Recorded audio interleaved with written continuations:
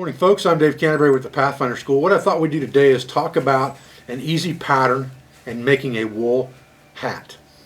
Hats are very important pieces of outerwear that are oftentimes overlooked or not talked about as much on YouTube, especially for wintertime environments, but wide brim hats are very good for summertime environments as well to provide a microclimate of shade. And those type hats have other applications that we've talked about in past videos as well. But just a nice tight-fitting wool blanket hat is a good resource that you can reproduce from material that you may have. And if you have two military style wool blankets, just the 80/20s or the 100% wools would be the best, that you can buy at most surplus stores or online.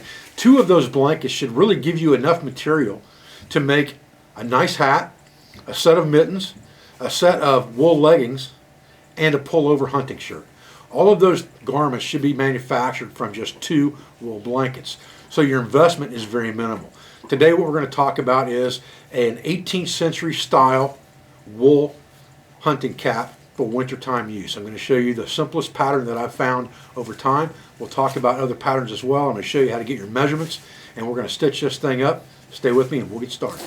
Okay, now as we discussed, we're going to need a military wool blanket for this project, and I've got one sitting over here. We're also going to need a piece of cardboard to make a pattern with, and this is just the bottom of an Amazon box here. We're going to need something to measure with, and a cloth or plastic flexible tape works best for making clothing and things like that, but you can, in an emergency, use string as well. The good thing about having an actual tape measure is you can write these measurements down in a log or a journal in your notebook, and you'll always have them for later reproductions. You don't have to go measuring every time or using a different piece of string and worrying about where the knots are at and things like that. So a tape measure does come in really, really handy. And then we're going to need some type of shears to cut the fabric with. We've got our repair kit with our needles in it, and we need some small diameter bank line or some type of thread of some kind, something heavy duty I would recommend. You could use some type of waxed linen or something like that. I'm going to use bank line because I know how resilient it is. Okay, we only really need two measurements for this project. The first one is we need to take this tape and just put it around our head right at about ear level and figure out what that measurement is on our tape. And for me, it is 23 inches. Then we need to figure out what the measurement is from about the base of our ear here where it connects to your head to about the center of your head, and figure that out. And for me it's about 7. Now I will tell you that if you have a normal head, that measurement from your ear to the center of your head is going to be about 1/3 the measurement of the circumference of your head. I hope that made sense and I didn't use the wrong wordage there. But if you can't measure it, something like that, or all you've got is a piece of string that you're tying knots in because you don't have a tape measure, or you want to do it very quickly and on the fly, that 1/3 measurement will get you pretty close. Now, when you get ready to lay out your pattern, you're going to want to add a 1/2 inch to everything for your seam. So let's talk about getting our pattern laid out real quick on the cardboard. Okay, so this pattern only calls for 2 pieces, actually 3 when we cut the band, but 2 to actually make the initial hat. There's a lot of patterns that call for 6 triangles and things like that, but I've found it's much easier just to cut 2 halves of the hat, and it makes a perfect cap for wintertime use. And it's a lot less of a hassle than trying to come up with measurements for all these different triangles that get sewn together, and this is a lot less sewing and labor intensive. Now, what I've done is I've taken that measurement, that 23 inches, and I've cut that in half, which is 11.5 inches. And I made this 12 inches long from here to here to give myself that 1/2 inch seam that I was talking about. That gives me 1/4 inch on each end or thereabouts. Then I just squared this up on the cardboard to give me that box that was 12 inches by the height from center to the bottom, which in my case was 7. We added a 1/2 inch to that to give us 7.5. Then what I did was I split that measurement in half here just to give myself a crown, and I centered this line. Now what that allows me to do is it allows me to draw the crown of that hat, and I can just draw a gentle curve from here to here. You can see that line coming down here, and then if I want to increase that curve a little bit, I just came right down inside, right down to there. And I did the same thing over here on this side. Now you can take a piece of string if you really want to make this all beautiful, neat and tidy and all that good stuff. You can take a piece of normal string and you can tie a slip knot in here. And we'll just come in here and tie an overhand slip in there real fast, just like this. And we put a stopper knot on the end of that if we didn't want to make sure it was never going to come undone, but I'm not worried about that. And then we would tie that on, and then we would use this for our measuring device. And we measured that half distance or whatever it was. We could then come up to here, lay this on our pattern like this, just like this. Get this as close to the paper as we can get it, like this. And as long as we keep this centered on this end, it will allow us to draw a curve here. But that curve, you can see how wide that curve is going to be. Clear out to here, okay?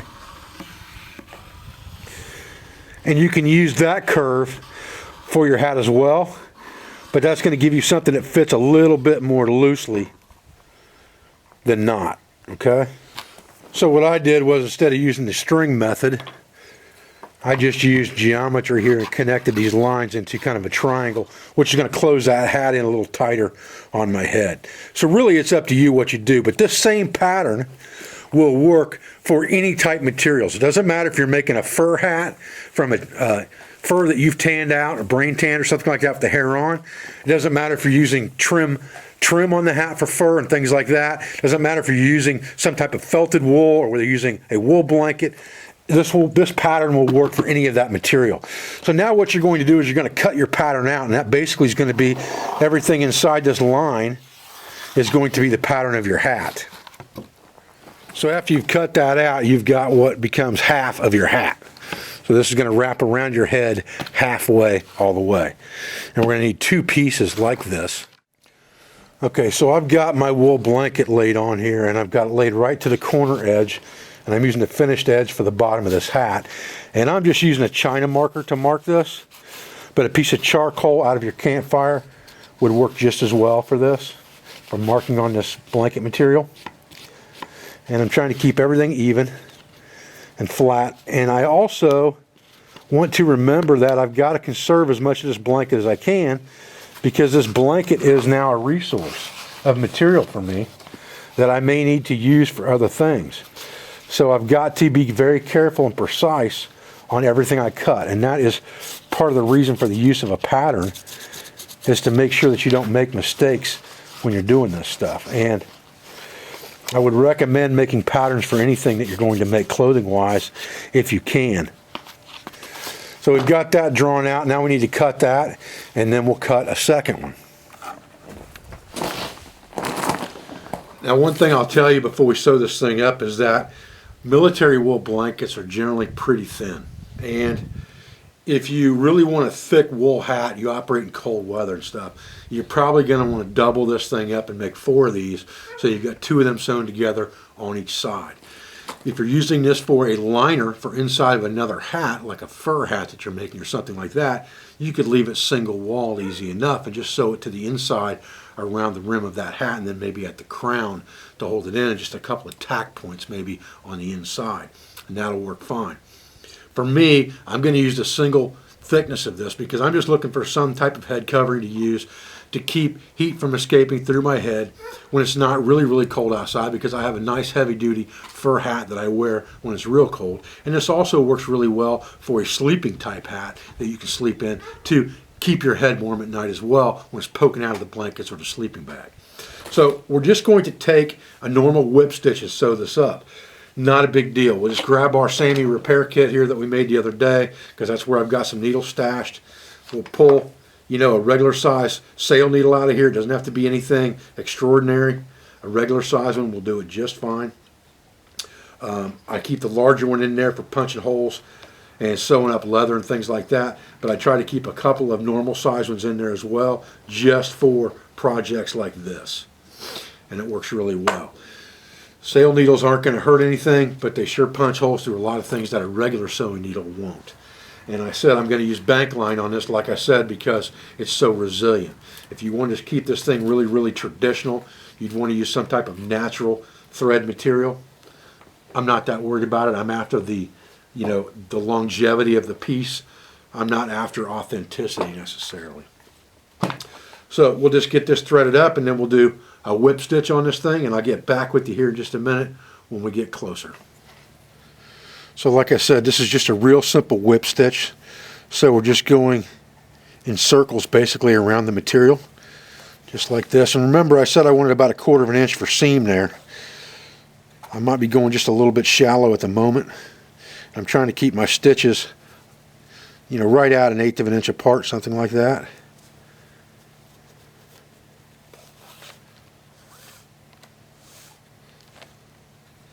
And you're just going over the material through it and then back over the top every time. That's just a simple whip stitch, and that should definitely hold this together, especially using bank line.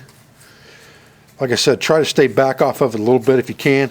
It gets tempting to try to make it all neat and tidy and get those stitches close to the edge, but it'll have a tendency to rep out a lot less on you down the line, and hold air out better if you can get that material to almost fold over on itself a little bit when you put those stitches in. Now if I had, a Hudson Bay blanket laying around somewhere that I just didn't mind trashing, or that was already trashed or something like that, maybe half of it caught fire or something, I don't know, I would probably use something like that before I would use a military wool blanket for sure for a hat like this. But this is a good cheap way to do it. And it's just an easy way for me to give you an example of how to make one. And this hat will be plenty warm in some pretty cold weather. It just won't be as warm as some hats would be. So that's what I'm trying to get as far as my stitch goes. Now I should tell you real quick here, as you're getting down toward the end of this thing, lay your material over and make sure it lines up. If it doesn't quite line up, just cut the excess off. Just line it up. Make sure it's right so that when you're sewing it together, it's going to come out. Stretch it all out really good, and just cut that excess off, because you may not have cut exactly when you first cut the pattern. It's not a big deal. But it'll help you when you get down to the end. You won't have something funky hanging off the side. Okay, so here's what we got sewn down. Now, we're going to turn this thing inside out and stick it on our head. Alright, so the moment of truth here. Turn this thing inside out, and if we gave ourselves enough room, we should probably have enough on here that we can turn this up one time this way, like this. Once we put it on our head, there we go. Yeah, we can turn that up once for sure and still be down to the bottom of our ears right there. Got a little spot on the crown here at the top. Might go ahead and put a tassel on there made out of wool blanket just to give it that Coeur de Bois look. Alright guys, well there it is. Simplest hat pattern you could possibly make right there. 2 pieces, sew it up and you're done. Takes about 20-25 minutes total from start to finish. I'm Dave Canterbury with the Pathfinder School. I thank you for joining me out here for another video today, and I thank you for all of your views and your support. I thank you for everything you do for our school, for our business, for our family, for all of our instructors, sponsors, affiliates, and friends. And I'll be back with another video as soon as I can. Thanks, guys.